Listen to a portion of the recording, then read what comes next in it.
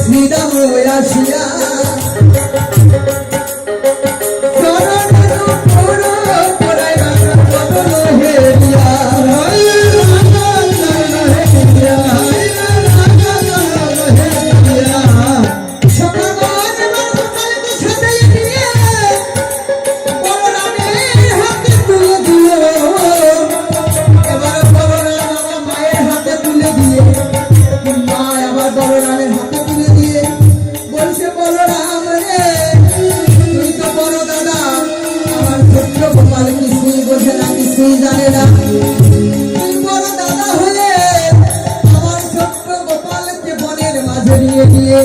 দেখে শুনে রাখবি নিজের ভাই মনে করে একই সঙ্গে খেলা খেলবি আর পরের ভাই মনে করে আমার কপালকে যেন দূরে সরে রাখিস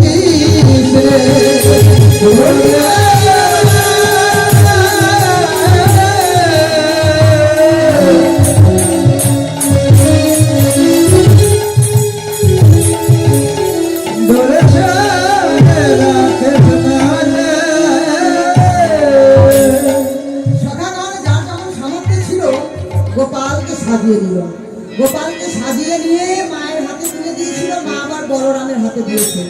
বলরামকে বললো, বলরাম আমার ছোট্ট গোপালকে তুই দেখে শুনে রাখবি। বড় দাদা তো, হ্যাঁ, আমার ছোট্ট গোপাল কিছুই বুঝে না, কিছুই জানে না। এবার ভগবান সখাদের নিয়ে লবলক্ষ ধেনু নিয়ে যাচ্ছে জাবটের পথ দিয়ে।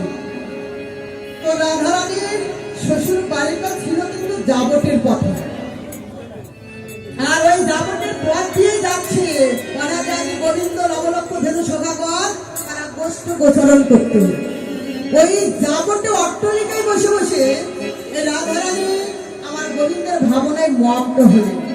বললেন, হে গোবিন্দ, যে ধুলামাকা বেশি যাচ্ছ, আবার অপরাহ্নকালীন সময় অর্থাৎ সন্ধ্যাবেলায় এই ধুলামাকা বেশেই তুমি এই জাবটের পথ দিয়ে ফিরবে। আমি এই আশা নিয়ে অট্টলিকায় বসে বসে তোমার ভাবনায় মগ্ন হলাম।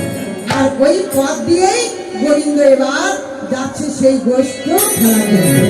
গোপে জলে মধুমণি মঙ্গল ধ্বনি হবে,